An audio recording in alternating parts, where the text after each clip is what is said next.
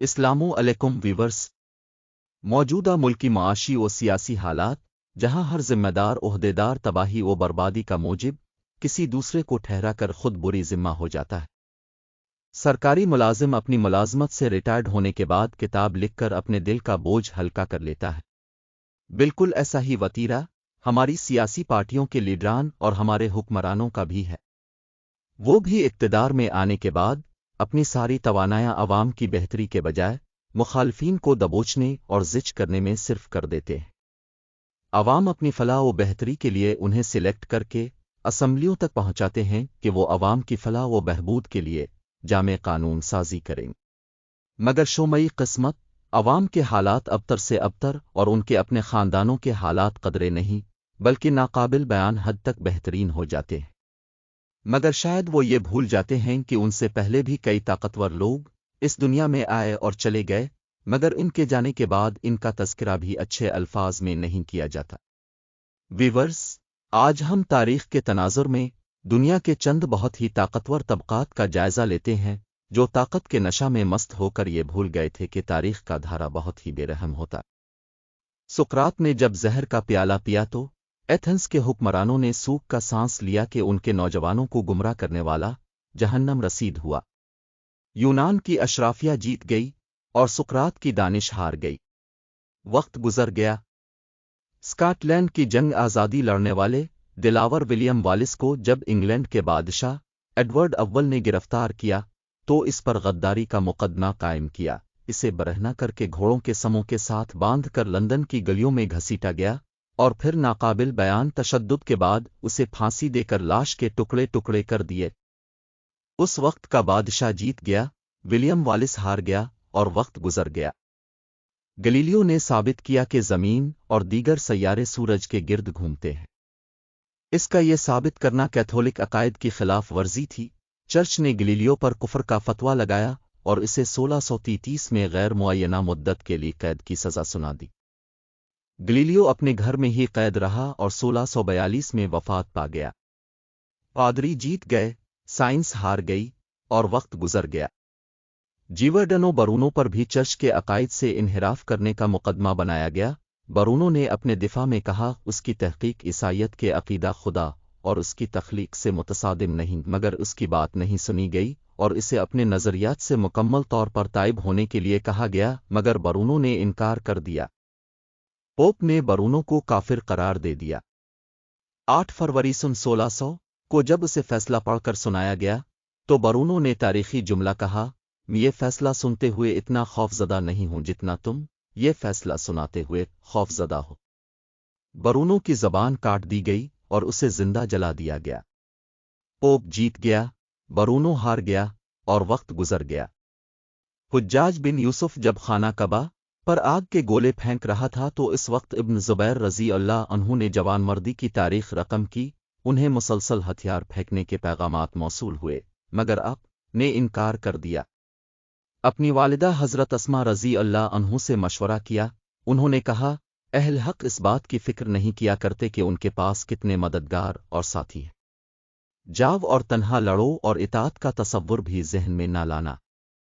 ابن زبیر رضی اللہ عنہ نے صفاق حجاج بن یوسف کا مقابلہ کیا اور شہادت نوش فرمائی۔ حجاج نے اب کا سر کاٹ کر خلیفہ عبد المالک کو بھجوا دیا اور لاش لٹکا دی۔ خود حضرت اسما رضی اللہ عنہ کے پاس پہنچا اور کہا تم نے اپنے بیٹے کا انجام دیکھ لیا؟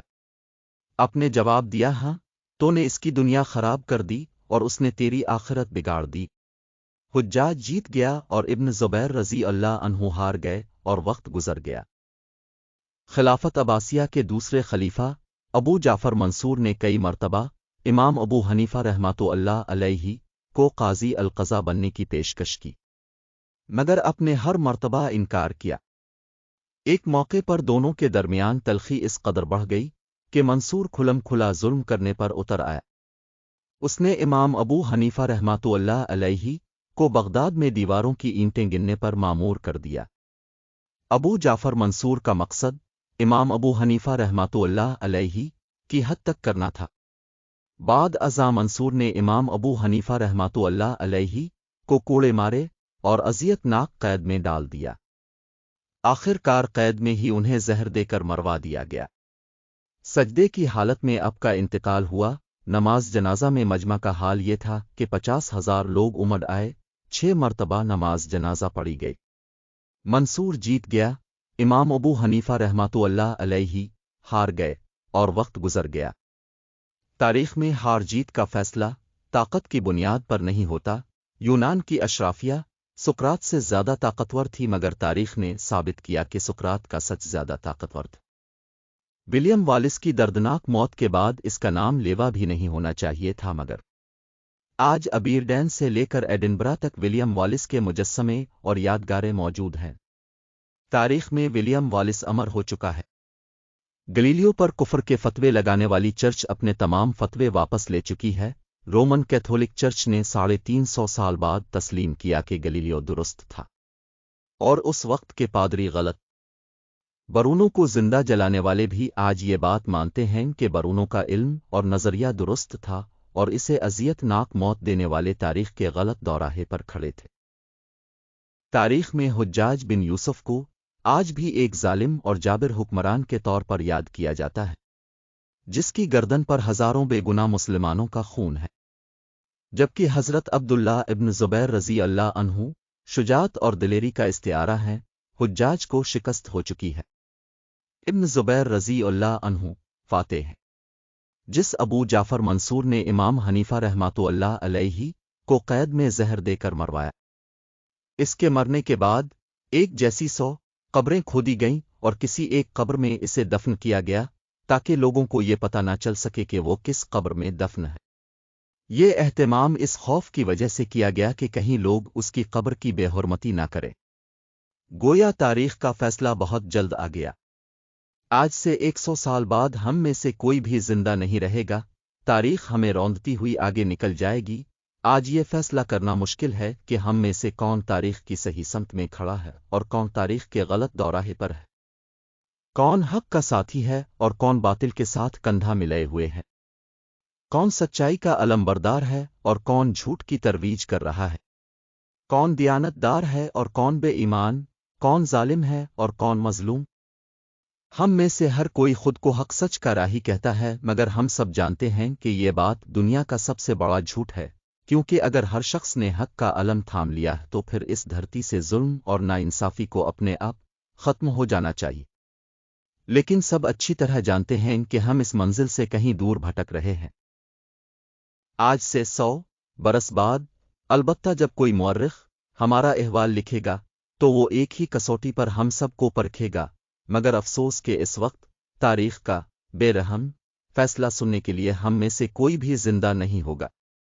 آج ہم جس دور سے گزر رہے ہیں، کیوں نہ خود کو ایک بے رحم کسوٹی پر پرکھ لیں اور دیکھ لیں کہ کہیں ہم یونانی اشرافیہ کے ساتھ تو نہیں کھڑے جنہوں نے سقراط کو زہر کا پیالہ تھما دیا تھا، کہیں ہم برونوں کو زندہ جلانے والے پادریوں کے ساتھ تو نہیں کھڑے، کہیں ہم حجاج کی طرح ظالموں کے ساتھ تو نہیں کھڑے، کہیں ہم امام ابو حنیفہ اور امام مالک پر کوڑے برسانے والوں کے ساتھ تو نہیں کھڑے، کہیں ہم ابن رشد کے خلاف فتویٰ دینے والوں کے ساتھ تو نہیں کھڑے، کہیں ہم تاریخ کی غلط سمت میں تو نہیں کھڑے۔ اس سوال کا جواب تلاش کر کے خود کو غلطی پر تسلیم کرنا بڑے ظرف کا کام ہے، جس کی آج کل شدید کمی ہے۔ وقت تو گزر ہی جاتا ہے، دیکھنا صرف یہ ہوتا ہے کہ کسی باضمیر نے وہ وقت کیسے گزارا۔ ویورز، ویڈیو اچھی لگی ہو تو چینل کو سبسکرائب کریں، ویڈیو کو لائک کریں اور کمنٹ باکس میں اپنی قیمتی رائے سے آگاہ کریں۔